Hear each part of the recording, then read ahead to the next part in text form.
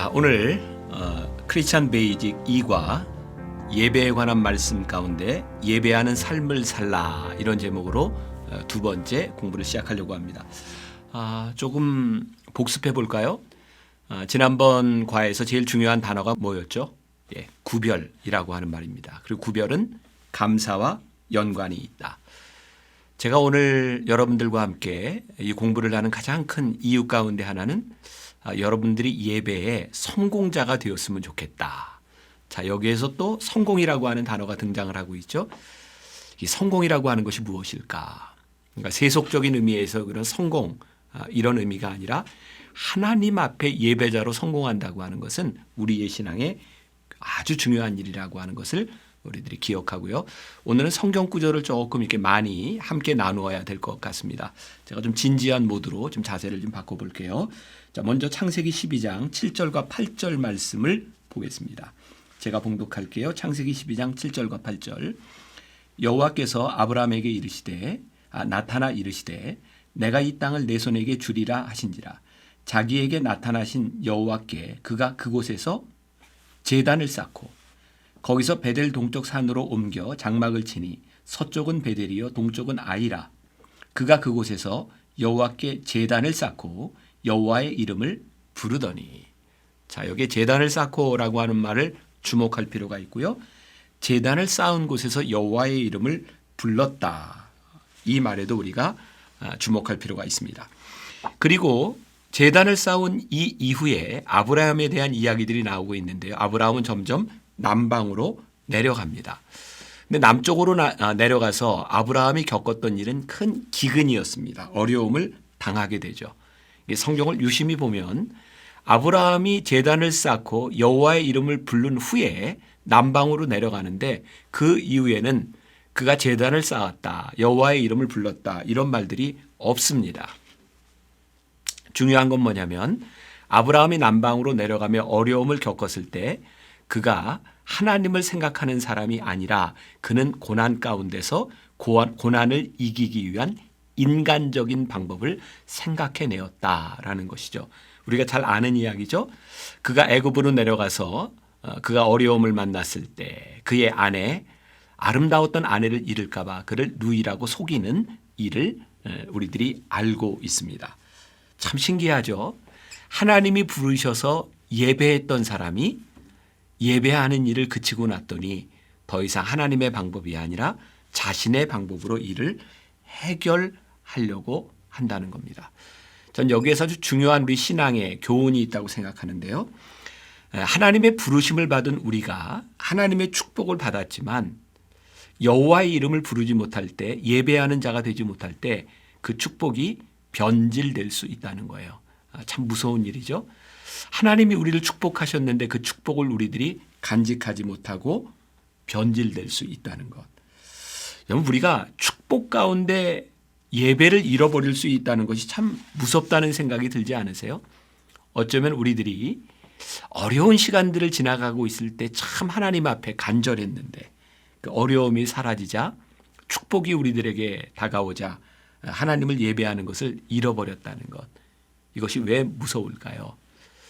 어떤 상황에서도 하나님을 예배하면 우리는 하나님의 눈으로 세상을 보지만 하나님을 예배하지 않으면 이 세상을 보는 하나님의 관점을 잊어버리기 때문입니다.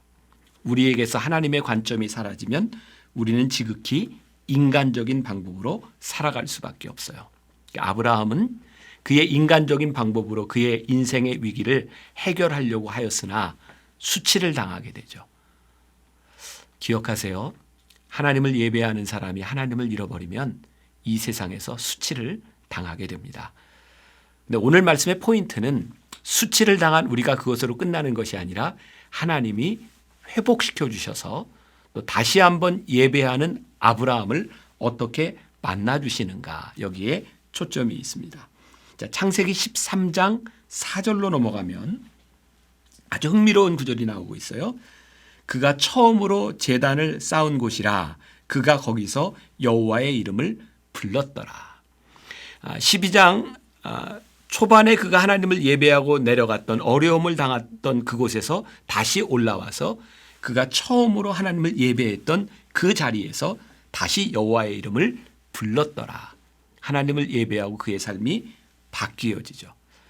창세기 13장 8절부터 9절에 보면 또 우리가 잘 아는 이야기가 있는데 이제 하나님을 예배하는 아브라함과 그의 조카 롯 사이에 일어났던 일이 어떤 일인지 한번 보겠습니다. 8절 9절 아브라함이 롯에게 이르되 우리는 한 친족이라 나나 너나 내 목자나 내 목자나 서로 다투게 하지 말자. 내 앞에 온 땅이 있지 아니하냐. 나를 떠나가라. 내가 좌하면 나는 우하고 내가 우하면 나는 좌하리라. 예배하는 삶을 살아가는 이 아브라함을 하나님이 축복해 주셨고 롯의 가정도 축복해 주셨습니다. 문제는 그 축복이 너무 커서 가축들이 너무 많이 늘어남으로 인해서 그들이 가지고 있는 우물물만 가지고는 해결이 되지 않았던 거죠. 다툼을 바라보며 예배하는 아브라함은 그것이 하나님 앞에 옳지 않다 생각합니다. 그리고 조카 롯에게 이야기합니다. 내가 먼저 선택하라. 하나님을 예배하는 자들에게 나타나는 아주 공통적인 현상이 있다면 하나님의 눈으로 바라보는 것. 그래서 그의 자비로움, 제너러스한 모습들이 나타나죠. 그리고 롯에게 내가 먼저 선택하라고 하는 이 일이 얼마나 바보 같은 일인지를 우리는 압니다. 왜? 아브라함은 힘이 있는 사람이니까. 하나님을 예배하는 사람은 자기의 힘을 쓰지 않습니다. 롯에게 먼저 이야기하죠. 내가 먼저 선택하라는 거예요. 창세기 13장 10절로 가봅니다. 롯의 선택이죠. 온 땅에 물이 넉넉하니 여호와께서 소돔과 고모라를 멸하시기 전이었으므로 여호와의 동산 같고 애굽 땅과 같았더라. 롯이 보았던 소돔과 고모라의 모습입니다. 하나님이 심판하시기 전 그 땅은 굉장히 아름다웠던 땅입니다. 문제는 예배하지 않는 자에게 아름답게 보였던 땅. 그 땅은 많이 타락했고 하나님을 떠나 있었지만 하나님을 예배하지 않는 하나님의 관점을 잃어버린 사람에게 그 땅이 아름다워 보였다는 거죠. 이제 아브라함은 다시 한번 어려움의 길을 가게 됩니다. 조카 롯이 선택한 반대의 길, 그 길은 광야였어요. 하나님은 그 아브라함을 보시고 창세기 13장 17절에서 말씀을 볼까요? 너는 일어나 그 땅을 종과 횡으로 두루 다녀보라. 내가 이것을 내게 주리라. 하나님은 아브라함에게 하나님이 주시는 축복을 말씀하십니다. 내 눈으로 보라. 종과 횡으로 다녀보라. 내가 이것을 내게 주리라. 우리가 많이 들은 말씀이죠. 아브라함이 걸었던 그 땅, 그가 보았던 그 땅은 소돔과 고모라 같은 아름다운 땅이 아니라 아직 아무것도 없는 광야였습니다. 놀랍죠? 하나님은 우리들의 눈에 보이는 그 어떤 아름다움을 주시는 것이 아니라 미래의 약속을 주시고 있고 하나님은 그 아브라함을 통하여 놀라운 하나님의 나라를 만들어 가고 계십니다. 아브라함이 이렇게 될 수 있었던 이유, 바로 그 다음 또 창세기 13장 18절에 보니까 이에 아브라함이 장막을 옮겨 헤브론에 있는 마므레 상수리 수풀에 이르러 거주하며 거기서 여호와를 위하여 제단을 쌓았더라. 아브라함이 하나님을 다시 예배하기 시작했고 그가 마지막까지 그곳에서 또 예배하는 그의 삶, 그것은 하나님 보시기에 아름다운 삶을 살아갔던 것을 보게 됩니다. 자, 이번 성경 공부 지난번 1과와 오늘 2과를 통틀어서 우리가 한 가지 주제로 우리들이 기억해야 될 것, 이것이 예배다. 무엇이 예배일까? 유진 피터슨의 그 길을 걸으라 라고 하는 책을 보면서 제가 굉장히 인상 깊게 읽었던 글이 있습니다. 우리는 흔히 예배에 대한 성공, 예배에 대한 감격, 은혜를 말할 때 이런 표현을 씁니다. 나 은혜 받았어. 근데 유진 피터슨은 이렇게 이야기합니다. 예배는 우리가 받는 은혜, 우리의 감정이 아닙니다. 예배는 하나님께 우리들이 무엇을 하느냐의 행위가 예배이지 우리가 받는 감정이 예배가 아닙니다. 그러고 보니 우리가 참 많은 착각, 우리가 많은 실수를 했던 것 같아요. 와, 나 예배에 은혜 받았어. 근데 그것이 성공이 아닐 수 있다는 거예요. 하나님은 우리가 받은 은혜에 초점이 있는 것이 아니라 우리들이 하나님 앞에 어떤 예배자가 되느냐에 초점을 가지고 계세요. 여기서 우리가 오해하지 말 것은 우리가 하나님 앞에 진정한 예배자로 나아가면 하나님께서 우리들에게 놀라운 예배를 경험하게 하시는데 이 주객이 전도되면 안 된다는 거죠. 우리가 잘 아는 이사야는 놀라운 신비의 체험을 합니다. 그는 천사들을 바라보고 하나님께서 그 스랍의 체험이라고 이야기하죠. 또 입술을 지지는 그런 경험도 합니다. 이사야는 그 체험을 위해 하나님께 나아갔던 사람이 아닙니다. 하나님을 예배하러 나아갔을 때 하나님이 그에게 스랍의 체험을 경험하게 하시죠. 저는 이것을 이렇게 표현합니다. 예배의 흔적. 자, 기억하세요. 예배의 흔적.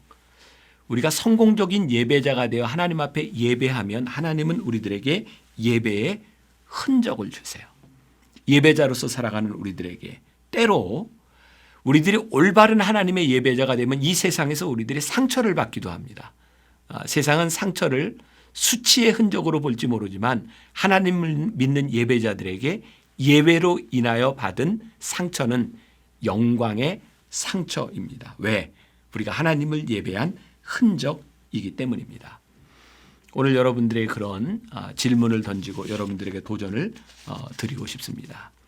여러분들이 구별된 예배자가 되어 하나님 앞에 드리는 그 예배로 인하여 여러분들의 삶에 주어진 예배의 흔적은 무엇인가요? 저는 종종 그런 꿈, 그런 소망이 있습니다. 저를 알지 못하는 누군가가 저를 바라봤을 때 목사님 아니세요? 혹시 목사님 아니세요? 이런 이야기를 들었으면 좋겠다. 제 삶에서 나타나는 예배자로서의 흔적이 제가 누구인지를 드러내게 하는 것. 오늘 그렇게 이 세상에서 예배자로 살아가는 여러분들의 삶에서 예배의 흔적이 드러나는 것. 자, 로마서 12장 1절과 2절로 오늘 공부를 마감하려고 합니다. 너희 몸을 하나님이 기뻐하시는 거룩한 산 제물로 드리라. 이 세대를 본받지 말고 오직 마음을 새롭게 함으로 변화를 받아. 여러분들을 부르시는 그곳에서 우리들이 부족하지만 최고의 것을 구별하여 드리는 여러분들의 삶에서 나타나는 그 예배의 흔적을 기대합니다.